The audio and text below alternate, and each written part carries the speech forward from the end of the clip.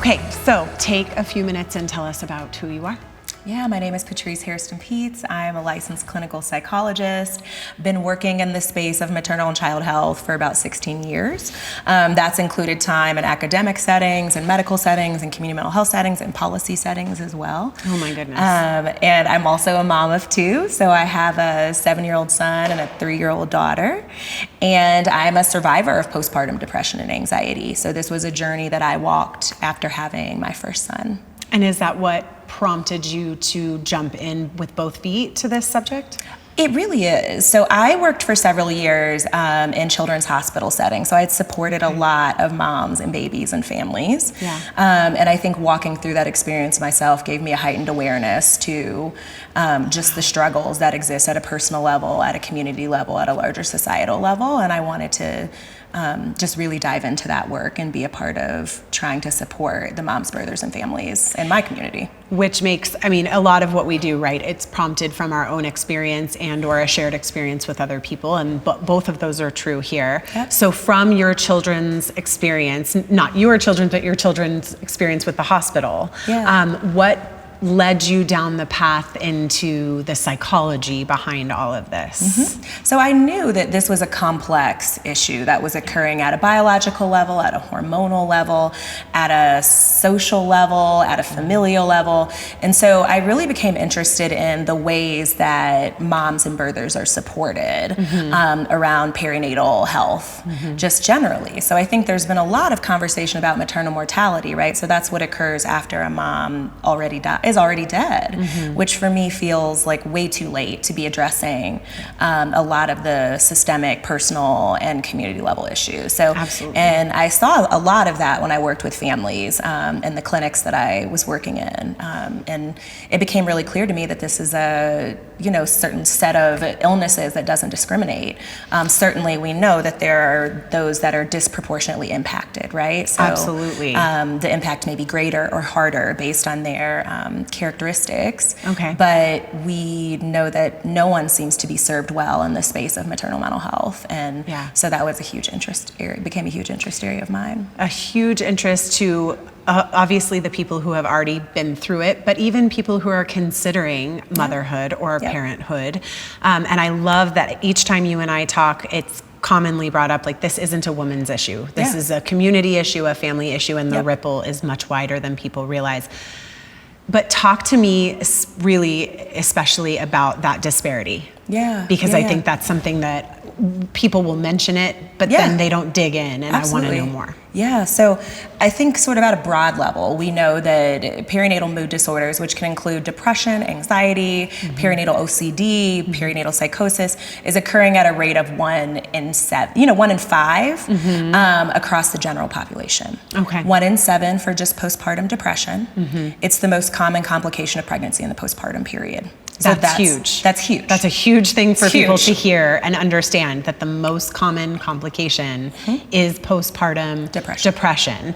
And then perhaps things like OCD, which I know is underdeveloped as of now, but very, very prevalent from the people I'm talking to. And then anxiety. Yes. And how can those present differently?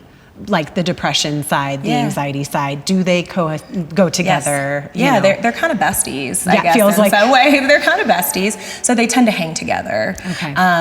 If a mom develops, and 50% of these mood disorders are developing in pregnancy. Right. So oftentimes we talk about postpartum depression and postpartum OCD and postpartum. So a term that I'll use a lot is perinatal, because that includes the entire, from the point of pregnancy or trying to get pregnant. So conception. So if there's miscarriage, if there's IVF, if there are other challenges around getting pregnant, certainly that can be a risk factor for the development of one of these mood disorders. But yes, they tend to hang together at a really high rate.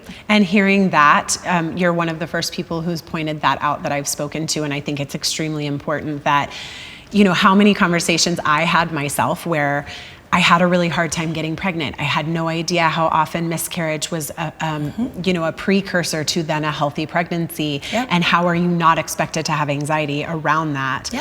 Planning your periods and when you're going to try for that pregnancy, and all of those can create quite an energy around that anxiety, and you carry that through. So once, and also talking to conception, if people are not aware that they're experiencing those symptoms because they aren't really aware of what to look out for, is it compounded once baby comes and then all of a sudden, oh my gosh, I have this baby here now? What kind of support, just from your professional experience, would you suggest to women getting an inkling of, okay, I feel not myself? Yeah, so there are so many things that I think that both the systems and the folks that are supporting moms and birthers can do better. I think to wait until something has occurred, right? So symptoms are being experienced is way too late. Right. It's just incredibly too late. When you're in a mental health crisis, you're not in much of a position to be navigating these complex systems and understanding your own symptoms, and you're taking care of a newborn or you're managing a loss. And so you're really not in the position yourself to be like, I need to call my insurance company, and how many sessions do I get, and how much is it going to cost, and is this person nearby, and so et cetera, right? Like the experiences that we hear with folks trying to navigate this really complicated system. So one of the number one sort of recommendations that I give is that in preparation for birth, right? I think there's a lot of, what are you going to do for breastfeeding, and what kind of nursery are you going to have, and what do you need to put in your bag to take to your birthing facility, whether it's a hospital or birth center somewhere, or home birth. Right. So there's months of preparation that we do to prepare for those things. Yeah.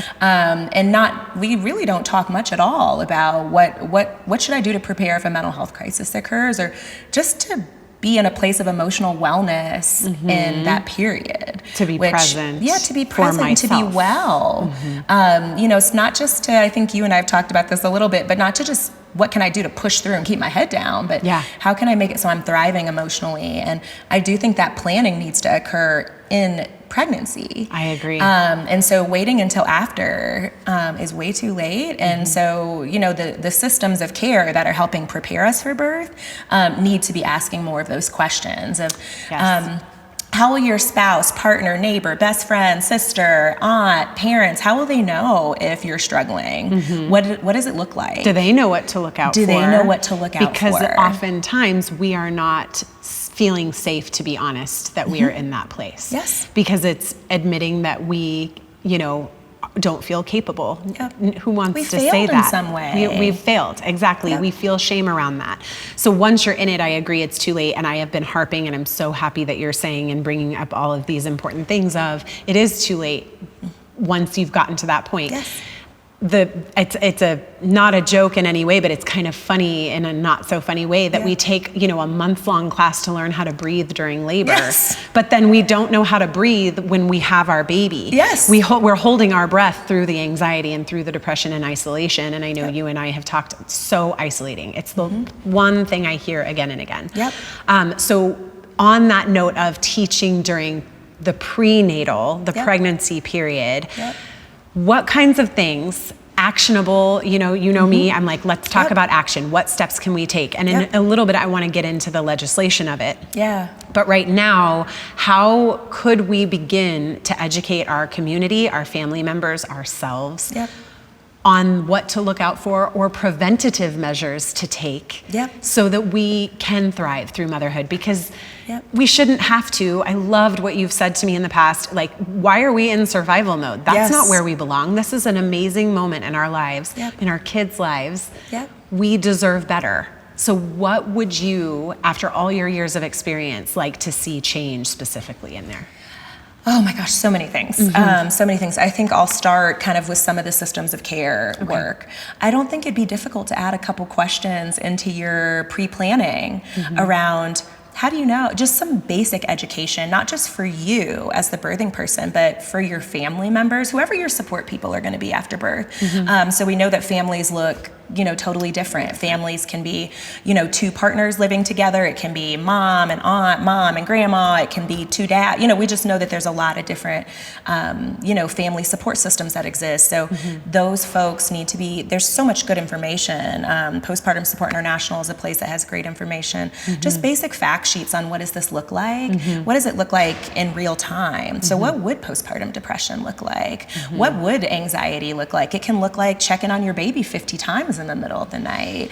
It can look like your appetite being out of control. It can look a lot of different ways. And so I think having some education for those support people on, here's some things to look out for, and here's some things to really be aware of, you know. So if mom is talking about, I feel outside of my body, or I'm starting to see things or hear things that aren't there, there's certain really key things that we're looking for in terms of crisis in those early days and weeks. And I think it's not just important to educate the mom or the birthing person, but it's critical to educate their support people.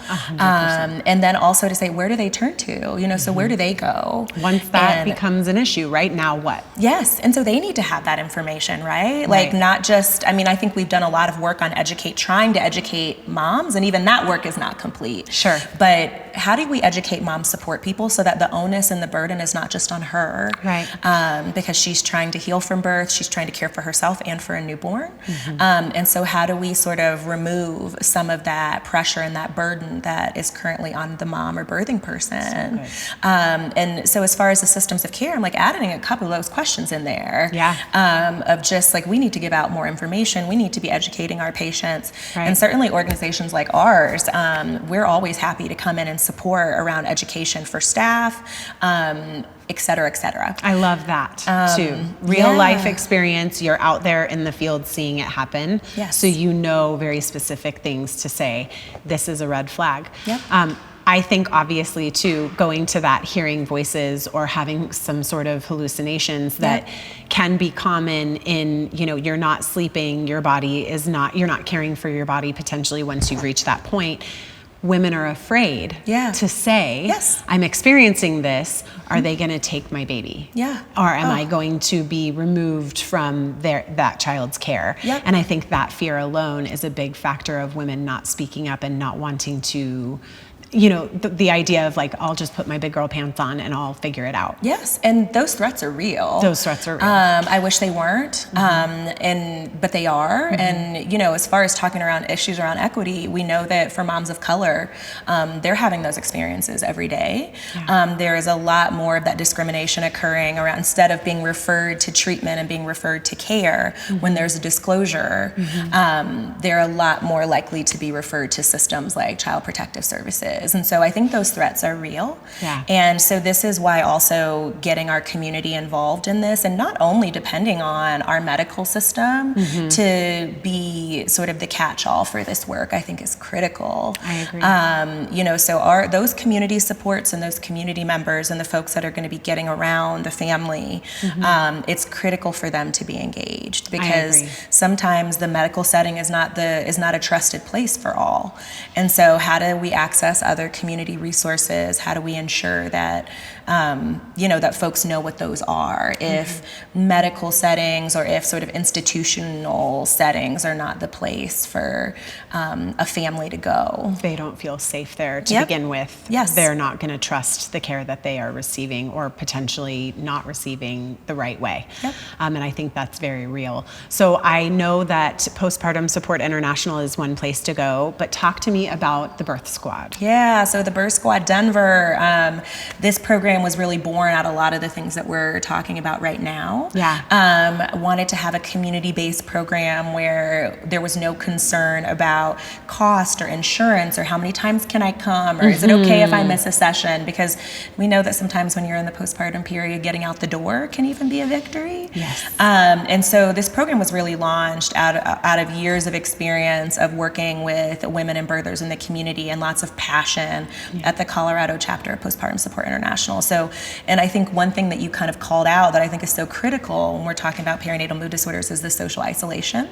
And so we know that community support and that having a support system is a big factor for building up resiliency, and can be very protective for moms. And I think it's number one. I mean, obviously counseling, having someone, a professional to speak with, is extremely important, but there's nothing more valuable, as you and I have said, than knowing that you can go on the Birth Squad website and find somewhere where there's a group happening, or there's, you know, some event where there are other mothers in the same position as you, and you can truly feel seen in that environment. You know, I heard a mom say, like, I just throw a little dry shampoo in my hair and I'm there, and even though I don't feel like $100 going out the door, and it's hard and it's it's chaos, and at least I'm there and I can feel connected inside of a community that is going through the same thing I'm going through. Absolutely. And our model is built such that we have mental health providers, but we also have peer moms that are trained peer moms who have lived experience, who have walked the journey. And so they're also leaders in our group settings. That's and then so we big. have our mental health facilitators that can sort of help navigate if anything more complex arises, or if there's something where we are concerned about safety is the number one priority for me as a program director. So I'm just like, I always want to make sure that we have the right eyes and supports on folks, because we certainly, our community deserves the best. And so we want to make sure that we do have those supports in place, even if they're, if they're front and center, or if they're kind of in the back for support.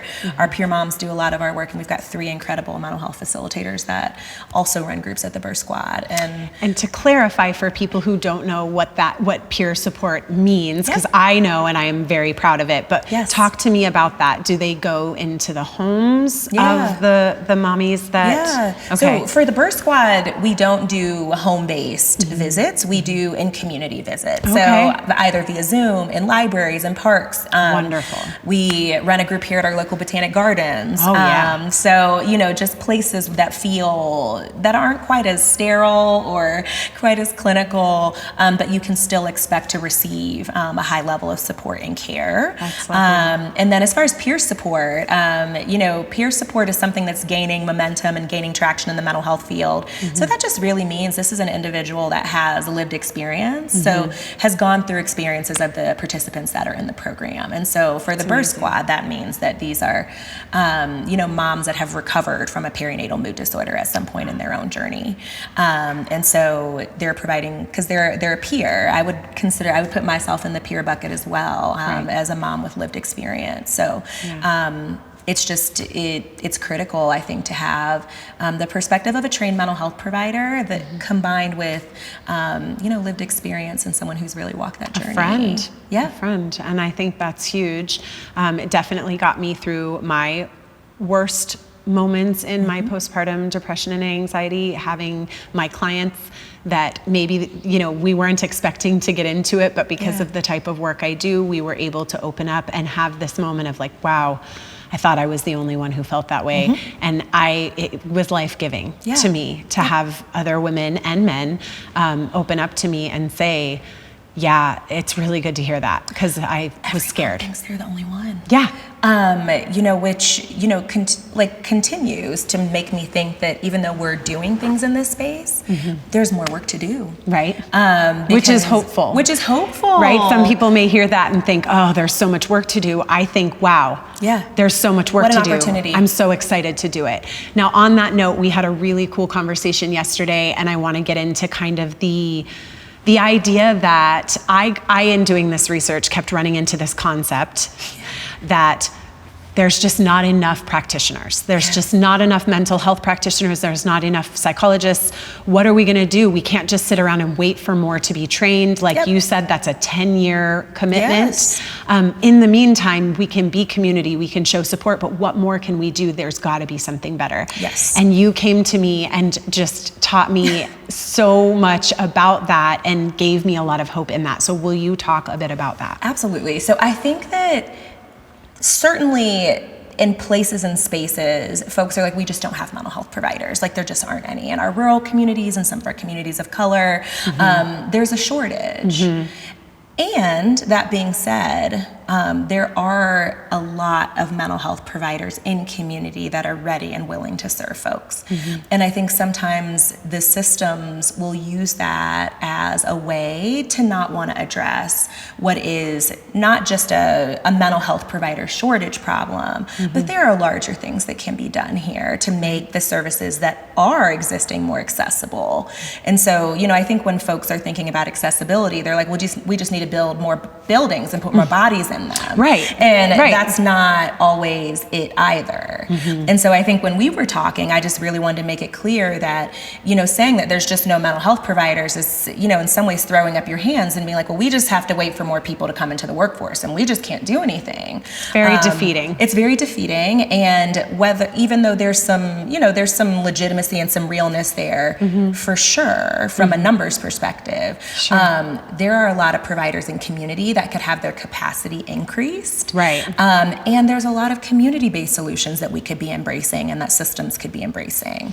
And so what do those changes look like? Like, let me get specific with you. Yes. Yeah. So I do think there's changes at this system. And when I say the systems level, I mean policy level, and then I mean like systems of care level. Right. And so policy-wise, I think that there are, I think I gave the example that during the pandemic, we had been begging insurance companies to let us do telehealth services. And it had been so limited and it was so hard. And there were all these reasons why telehealth couldn't work. Right. And we were told that for years that, this just wasn't a modality that could be embraced and it'd be difficult from a billing perspective. And you needed to have a physical location in order to bill insurance companies and just all of these barriers. Sure. And once the pandemic occurred and things were shut down and nobody could go anywhere, right. That people had to receive services, it was really interesting and, kind of shocking how quickly telehealth became the primary source of, certainly the primary source of providing mental health care for years. And so that change happened extremely quickly. It didn't take decades, it didn't take years, it didn't take any of that. So I think there are certainly some systemic things around insurance billing and coding, insurance reimbursement, insurance paneling that I think is not called out enough. I think there's a lot of emphasis on the providers not wanting to serve certain populations. And having been a psychologist for as long as I have been, I just don't believe that to be true. Right. There's no evidence of that. There's in your no evidence of experience. that there are certain populations that psychologists don't want to serve. But when you put barrier after barrier after barrier up as a system, it can make it feel impossible. I think another thing that we need to embrace as a community is community-based support. Peer moms, other support people that can serve in the role of just supporting the family. Patching. I think you said that yesterday. How can we take all fill of these in systems and patch while we wait for more, which don't get me wrong, that's great. It's not impossible right now. No. There's just a lot of, forgive me, but excuses being made. I completely agree on that. And I do think that the onus is on the systems to make the care that they provide safer and to support community. I agree. And so that's why we have these systems. That's why we have public health. That's why we have hospitals. That's why we have medical clinics. These are places of support for community health. And so calling out some of the things I think that can be done tomorrow is really important.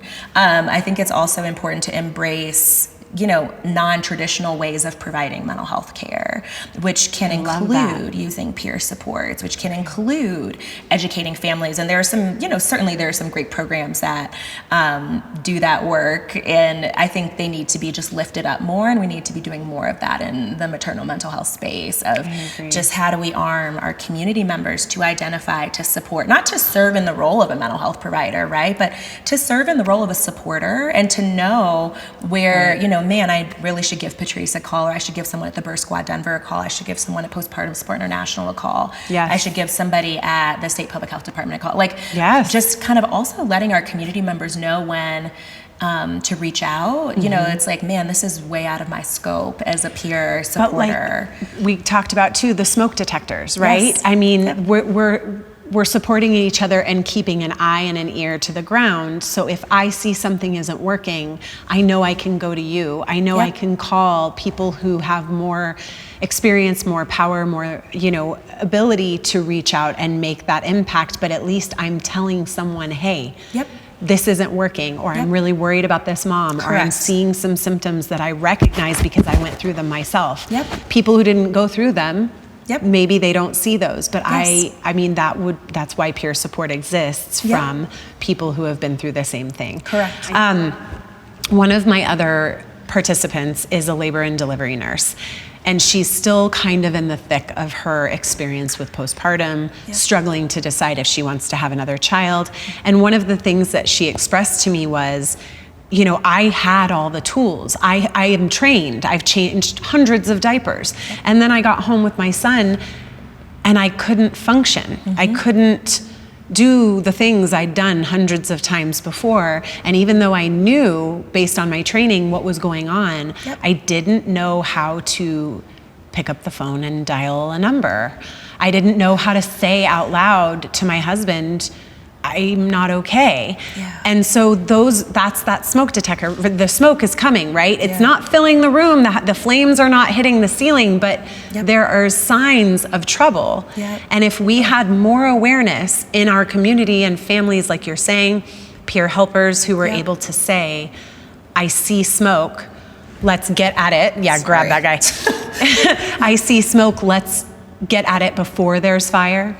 Because you have said to me in our conversations, I don't understand why this mental health care that is available through certain places, certainly where I delivered, they had a maternal mental health option, but it wasn't available to me until I was so far down the road that it was, I don't want to say too late, but it certainly felt that way to me. The house was on fire. The house was on fire. The house was on fire, right? And not in a fun way. You know, the smoke started and you can't intervene. Nobody did anything. You know, the little smoke got a little bit larger. It's like, oh, maybe we should do something. Maybe you can get, typically, you know, this, and I think this goes back to conversations about policy and conversations about systems. A lot of mental health is funded once someone already has a diagnosis.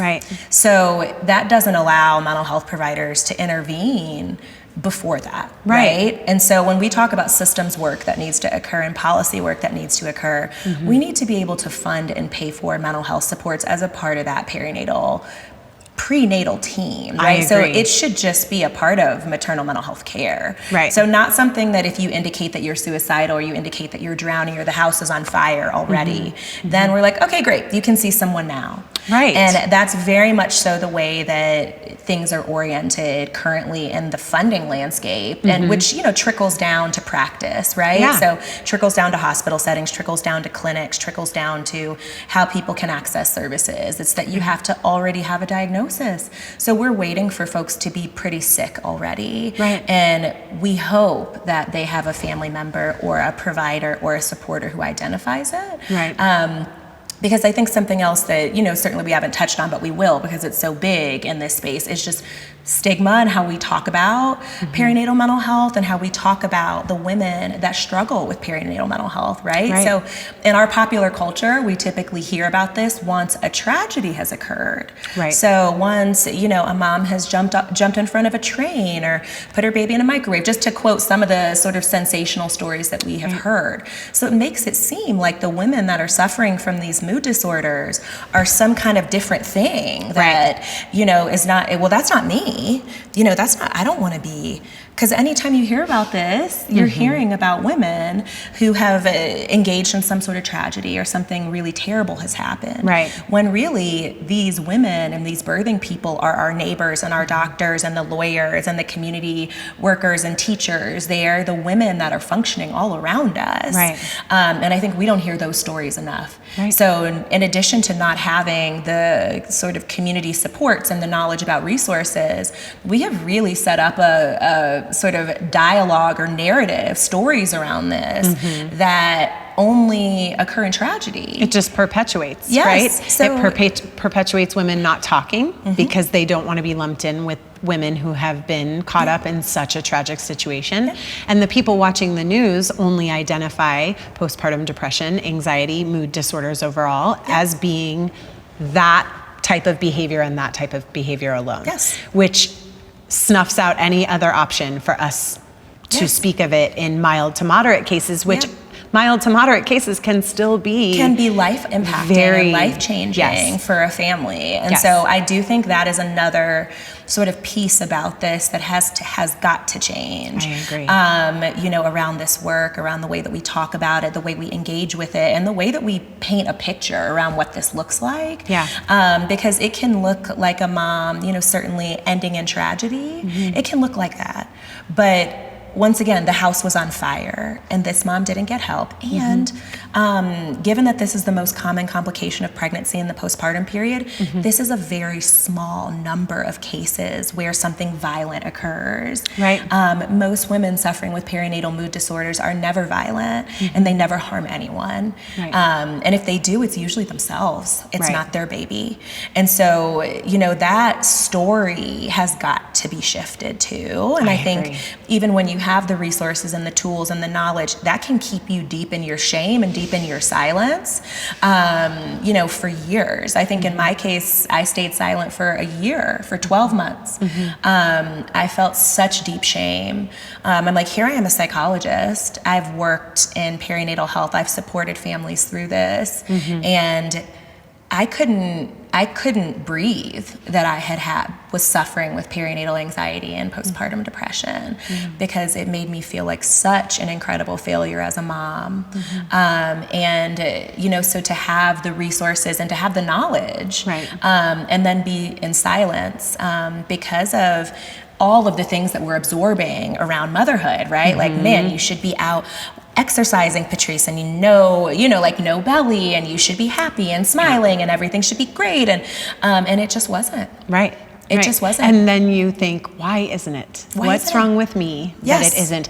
And I really do want to address quickly that, and we hadn't touched on this, but the importance of the expectations of new mothers to always, get back that pre-baby body. Feed your baby only by nursing. Yes. Don't let them sleep with you ever in the bed. Gosh. All these things that, don't get me wrong, are based on health and standard. But in real application, in real life experience, all that looks extremely different. And I think we all, as mothers and fathers, spend a lot of time feeling like we're doing something wrong. Because you can't possibly hit every single bullet point that is thrown at you as a new parent. And you're doing your best. But even when you're doing your best, you still sort of feel like, I'm not doing it right. And I think it's intent versus impact when it comes to, so the intention behind providing these recommendations is good. It's like, we're bringing in information from the literature on safe sleep and on the benefits of breast milk, and we're, trying to give you and arm you with this knowledge.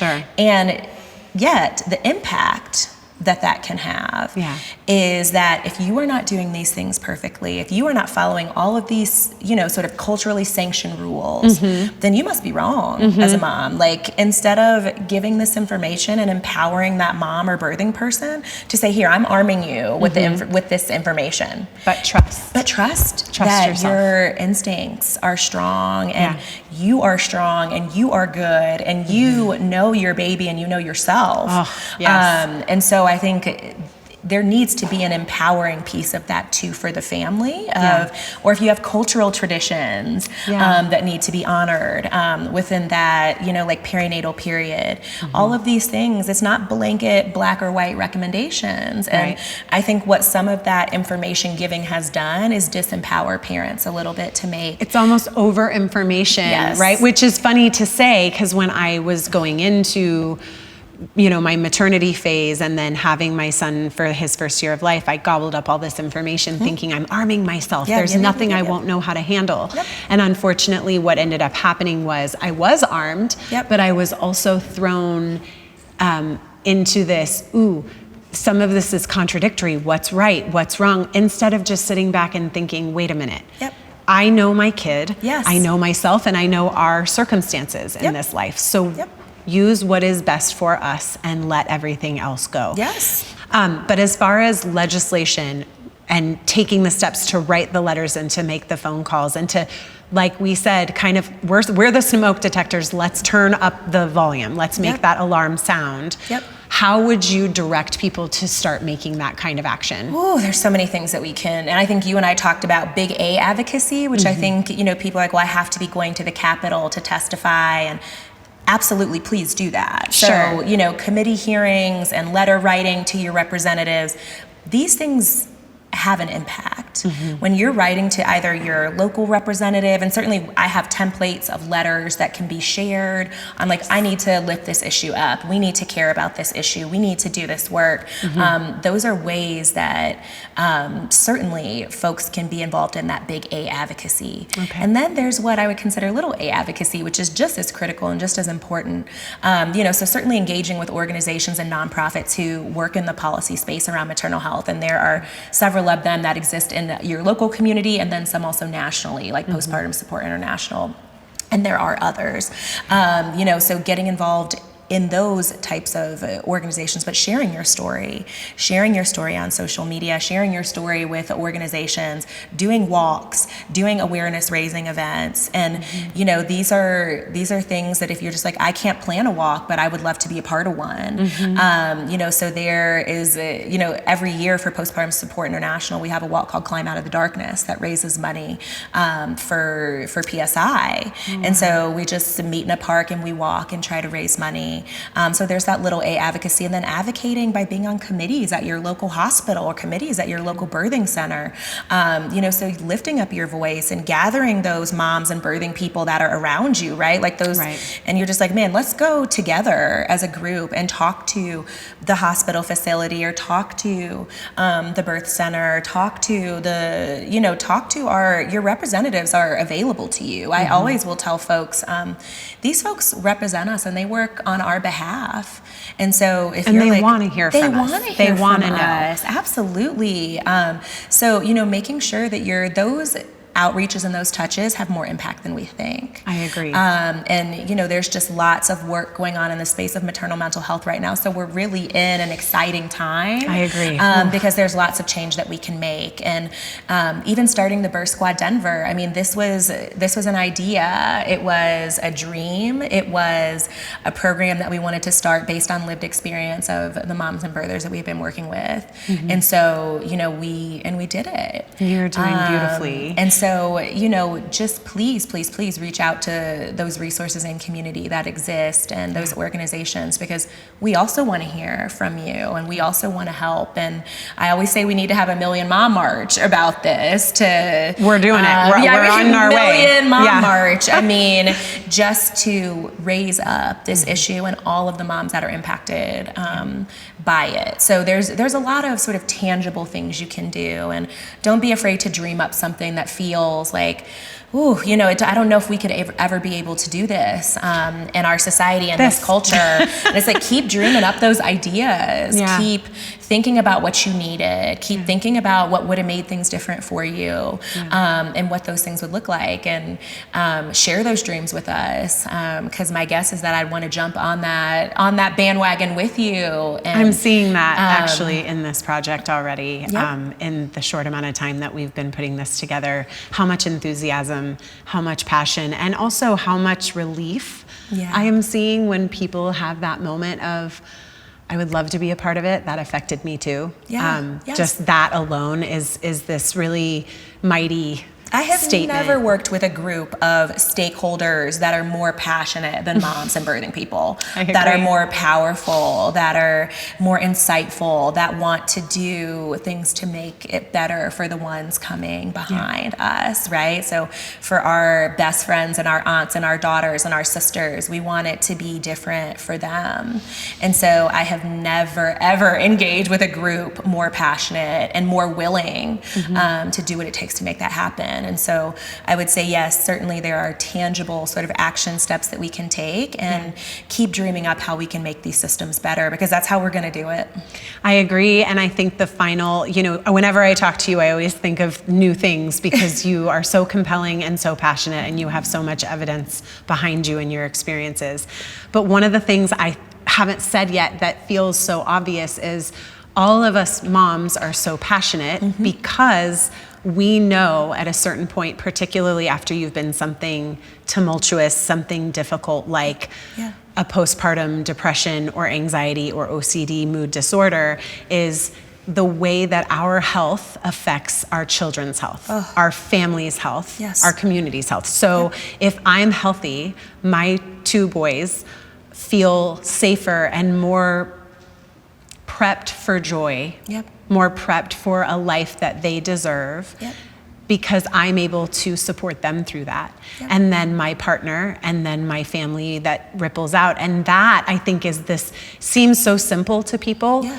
The whole idea of like, put your mask on, your oxygen mask before your kids. Yes, a lot of yes. people, I remember being a new mom and hearing that and thinking, oh my gosh, why would I ever do that? And as I've gone through this process, Cray is 7, my little one is 4, 7 years it's taken me to truly feel compelled and strong to the point where I can explain, no, that's really true. Yes. If we are caring for ourselves and each other, it ripples to our kids, and they will create a new generation of mental health that looks like what we've always deserved this whole time. Absolutely, and that's supported by the research literature. Yeah. So there are decades of research on infant early childhood development and how suffering with a perinatal mood disorder, or if there are issues in the family, how that directly affects the development of our babies and our children.